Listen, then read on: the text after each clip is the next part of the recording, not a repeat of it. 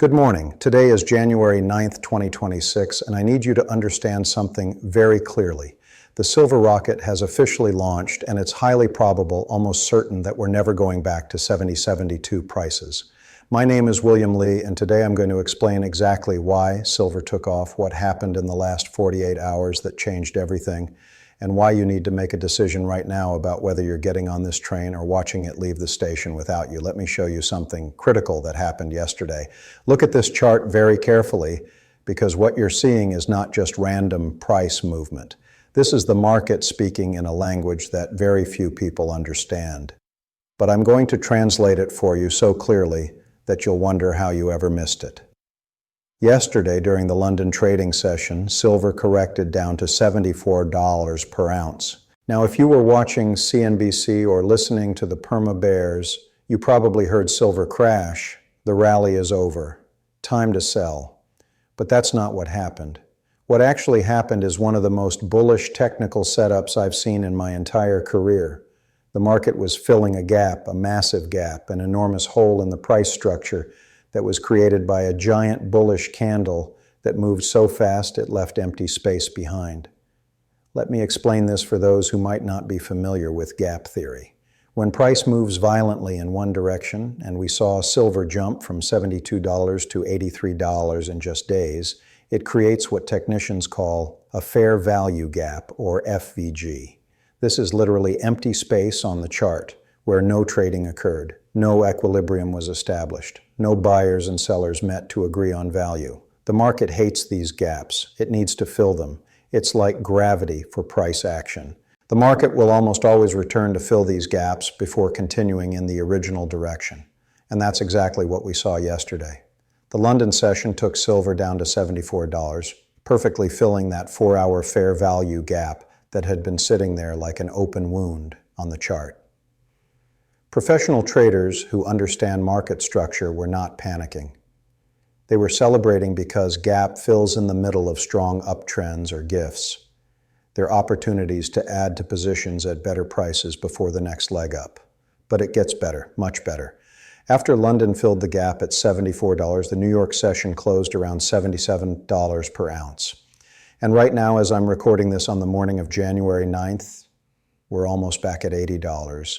The train has left the station, the rocket has launched, and we're probably heading straight to $84, which is the next major resistance level.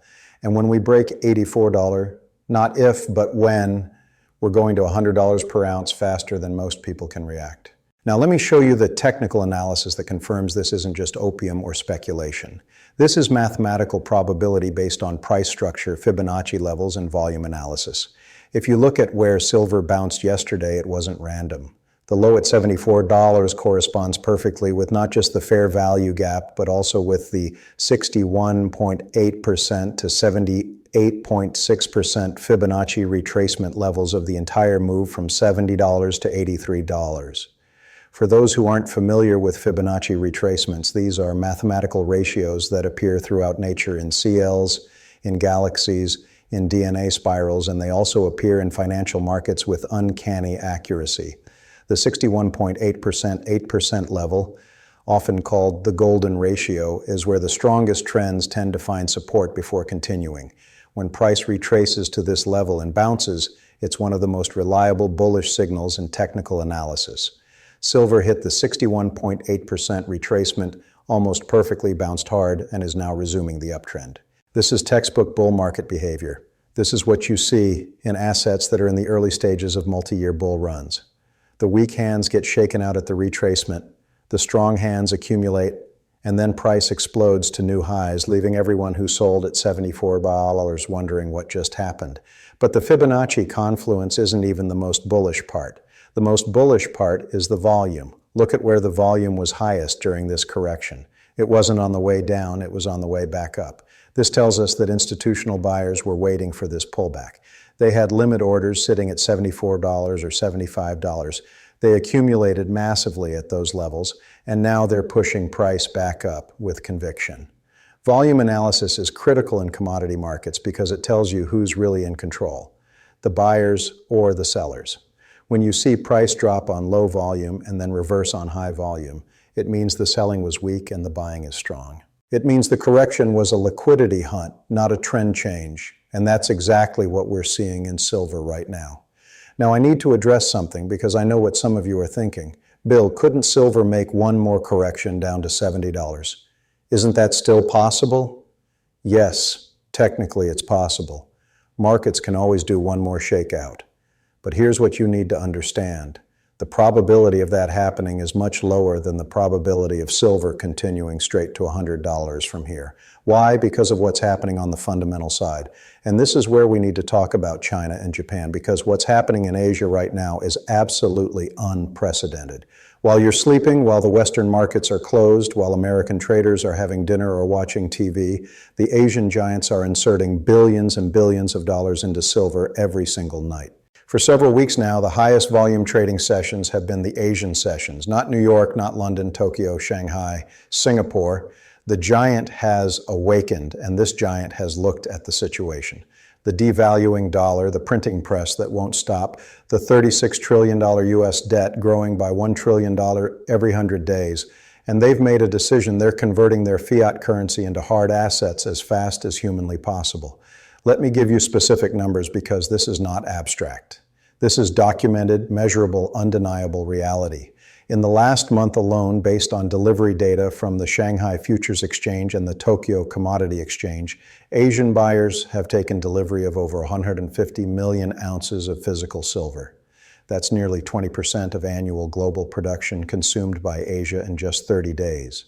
China specifically is operating on a scale that dwarfs anything we saw in previous cycles. Their M2 money supply expansion of 48 trillion yuan is not going into real estate anymore. It's not going into tech stocks. It's going into commodities, silver, gold, copper, rare earths. They're executing a strategy that was planned decades ago. Convert paper into atoms before the paper becomes worthless. And Japan is following the same playbook. Look at silver prices in Tokyo right now, over $120 per ounce. Not $77 like New York, not $80 like London, over $120. This is telling you that physical silver in Japan is trading at a 50% plus premium to the COMEX paper price. Why? Because they can't get enough physical metal. The demand is so intense that they're willing to pay massive premiums just to secure supply. This creates what economists call a regional pricing divergence. For decades, silver had one global price. Whether you were in New York, London, Tokyo, or Dubai, silver was roughly the same price with maybe $1, $2 difference for shipping and local premiums. But that system is breaking down right now. We're entering an era where different regions will have drastically different prices for the same commodity based on local supply and demand dynamics. In Japan, 120 plus, in UAE, 110 plus, in China, 100 plus, in COMEX, 77 bus. This spread is not sustainable. Arbitrage traders would normally step in, buy from the cheap market, sell to the expensive market, pocket the difference, and close the gap. But they can't. Why? Because China implemented export controls effective January 1st, 2026. Physical silver cannot freely leave China anymore without government-approved licenses. And China is only giving those licenses to about 40, 50 CCP-linked exporters. This is nationalization, Chinese style. They're not officially nationalizing the silver industry. They're just controlling who can export it. And by controlling exports, they control global supply. And by controlling global supply, they control price. This is economic warfare at the highest level, executed with precision and patience.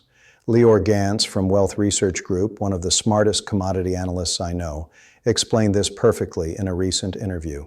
He said that what we're witnessing is the end of the fake global price for silver. We're liberating silver to discover its real price based on regional circumstances.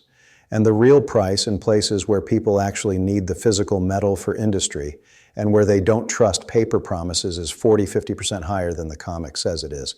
Now let's talk about why this matters for your decision right now, because you're at a crossroads. You can either understand what I'm telling you and position yourself accordingly, or you can doubt it, wait for confirmation, and miss the move entirely. Let me be very clear about what's coming. Silver is at 7780 right now. The next major resistance is 84. That's the level we touched briefly before the correction. It's the all-time high from the recent move. It's the psychological barrier that every trader in the world is watching. When, not if, but when, we break $84 with conviction, with volume, with follow-through, here's what happens. Every algorithm that's been programmed to buy breakouts flips bullish and starts buying. Every hedge fund that's been sitting on the sidelines waiting for confirmation jumps in. Every retail trader who sold at $74 tries to get back in. Every industrial user who is hoping for lower prices panic buys to secure supply. All of this buying pressure hits simultaneously, and there's no supply to meet it because the COMEX vaults are nearly empty. China isn't exporting and mines can't increase production overnight. This creates what's called a supply-demand mismatch at a critical technical breakout level. The result is a vertical move. We're not talking about silver grinding up $1 per day. We're talking about silver gapping from $84 to $92 overnight, from $92s to $100 within days. This is how commodities move when they're in the early stages of super cycles driven by both technical and fundamental factors, aligning perfectly. And the evidence that this is coming is overwhelming. Look at the COMEX delivery data. In January, which is supposed to be a quiet, non-dealy month, we saw 23.5 million ounces stand for delivery in just 72 hours. That's unprecedented. That's a bank run. That's proof that the big players don't trust the system anymore. They want physical metal in their possession, and they want it now. JP Morgan, which has been the custodian of COMEX silver for decades, was forced to issue delivery notices. JP Morgan doesn't issue delivery notices. They take delivery, they accumulate, they hoard, but now they're being forced to cough up metal because the demand is so intense they have no choice. This tells you the vaults are under extreme stress. They're scraping the bottom of the barrel. Registered COMEX silver inventory, that's the metal available for delivery, is down to about 120 million ounces. At the current delivery request rate, that inventory will be zero by the end of January, 3 weeks away. What happens when COMEX registered inventory hits zero? They declare force majeure. They cash settle contracts. They tell people, sorry, no metal, here's a check. And the moment that happens, paper silver becomes worthless and physical silver gaps to 150 plus overnight, as the market reprices based on actual scarcity rather than paper promises. This is why I'm telling you we're probably not going back to 72ers, because the people who understand these dynamics, China, Japan, the Middle Eastern sovereign wealth funds, the smart institutions, they're not selling at 77 touters, they're buying. Every dip gets absorbed by massive institutional buying. The floor is rising. What was support at $50 is now support at $70. What was resistance at $80 is about to become support at $80. Let me show you the technical roadmap so you understand exactly what to watch for. Right now, we're in a consolidation zone between $76 and $80. This is normal after filling the fair value gap. The market is digesting the move, resetting indicators, preparing for the next leg. The RSI on the daily chart has cooled off from overbought territory. The MACD is setting up for a bullish cross. The moving averages are all pointing up in perfect alignment. Everything is coiled for the next explosion. The trigger is $84. That's the line in the sand. When we break $84 with a daily close above it, preferably with high volume, that's your signal that the next leg has begun. From $84 to $100 should take about a week, maybe less. It will be violent, it will be fast. You won't have time to think about whether you should buy. By the time you decide, it will be at $95 and you'll be chasing from $100 to $120 another week or two. This is where FOMO kicks in massively. Every financial news outlet will be running stories about silver. Every retail investor who ignored it at $70 will be desperately trying to buy at $110. The premiums on physical coins will explode to $20, $30 over spot because dealers can't keep up with demand. From $120 to $150, this is where we potentially see the COMEX default scenario. If they can't deliver metal in the March contract cycle, if they're forced to cash settle, the price will gap massively overnight. You could literally go to bed with silver at $125 and wake up to silver at $155 with no trades in between, just a gap. This is what happens when paper markets die and physical scarcity becomes the only reality that matters. And beyond $150, that's where we enter true price discovery territory, because there's no resistance up there. Nobody bought silver at $140 in recent history.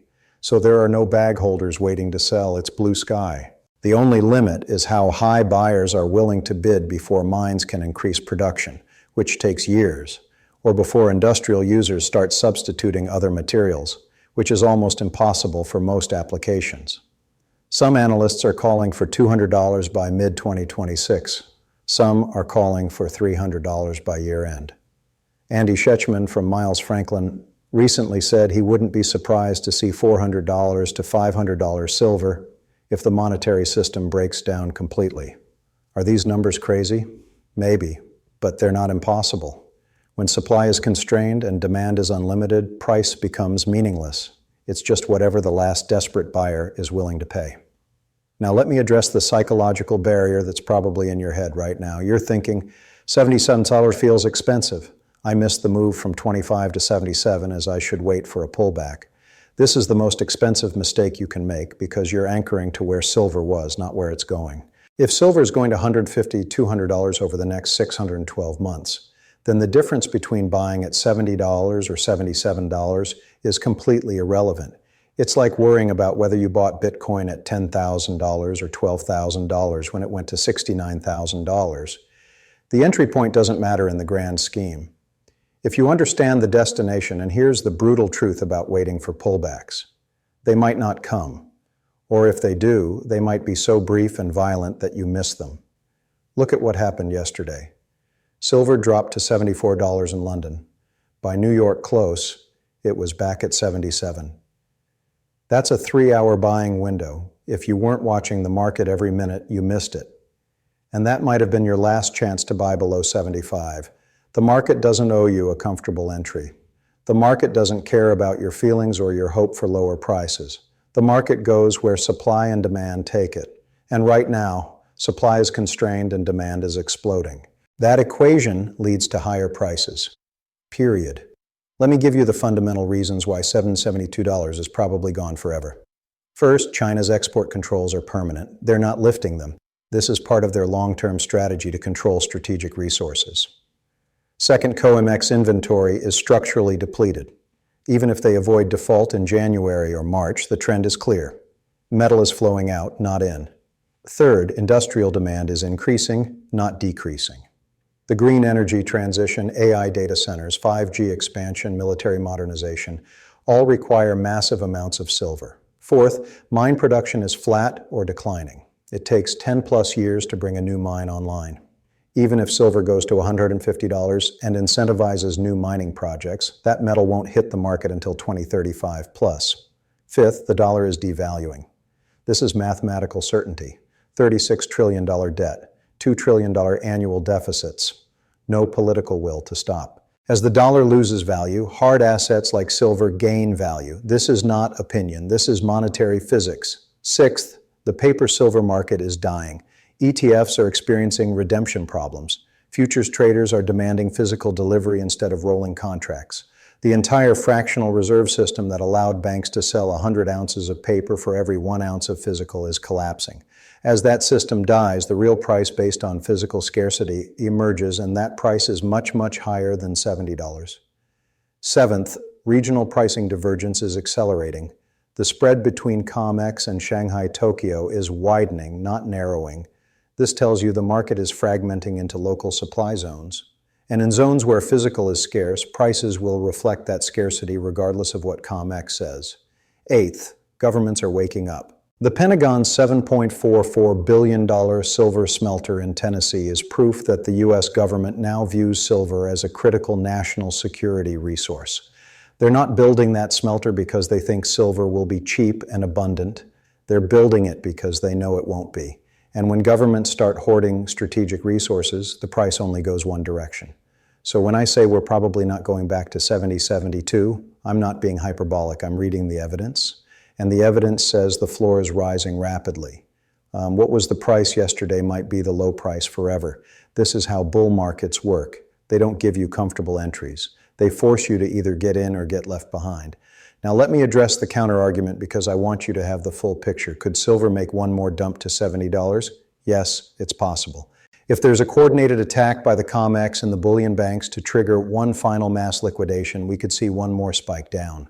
But here's what you need to understand. If that happens, it will be bought so aggressively by Asia and smart money that it will reverse within hours, not days, and you probably won't be fast enough to catch it. The risk-reward of waiting for $70 versus buying at $77 is completely asymmetric. If you wait for $70 and it never comes, you miss the entire move to $1 to $150. If you buy at 77 Saturns and it drops to $70, you're down 9% temporarily before it reverses and goes to 100 plus. Which scenario is worse? Missing a 100% plus gain to avoid a 9% temporary drawdown, or taking the 9% temporary drawdown risk to capture the 100% plus gain? Any rational investor answers this question the same way. Buy now, hold through volatility.